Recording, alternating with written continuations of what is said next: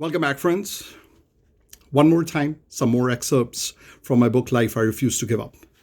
We all presume we are good, but how many of us have tried to comprehend beyond the outer surface to see the reality of ourselves? Have you ever wondered about how to define good and to understand what is goodness all about? Is self-promotion a good strategy? Is remaining true to yourself a way to be good? Is trying to understand others winning a battle the way to be good? Every individual will have their own answers to this question. But who are we to decide who's right and who's wrong? I'm sure that the divine force does. The divine force allows us to assume certain roles. For example, in life, some are followers, while some are leaders. I've seen that today we have started to become unconventional by yesterday's standards. I'm sure that many of your parents would be reminding you that the world has changed. The goal is almost the same, but the path of reaching it has entirely changed. In fact, I believe we have changed the path according to our own benefit. The destination means the most to us today ever. And path equals to journey, which equals to destination. Today, we hardly enjoy the first two. We only want to jump to the third step by any means. We've become so busy in our own lives that looking beyond where we are has become next to impossible. The time to cherish has gone into oblivion. The fast track is what drives us today. What hurts most is the truth. It's a word less told and even less practiced today.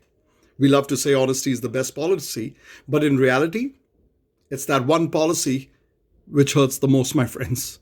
Honesty in life is a word that sounds good, maybe, but what transpires from it is devastating.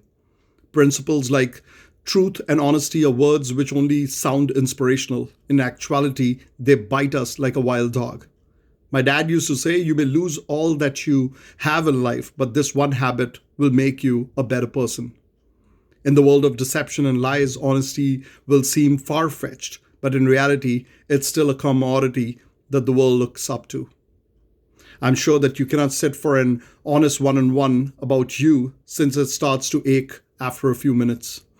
Even though you know that the other person is honest, after a point it becomes brutally honest because the truth hurts. The nature of any living being is challenged by time for a makeover.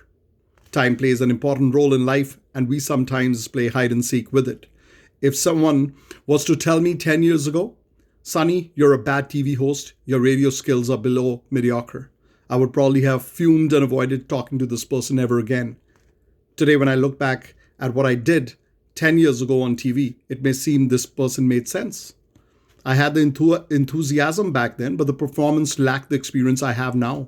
My ideas, thoughts, and reflections have always created waves in my mind, but I also understand that I've grown up considerably with respect to the waves in my mind. So life, once again, I refuse to give up.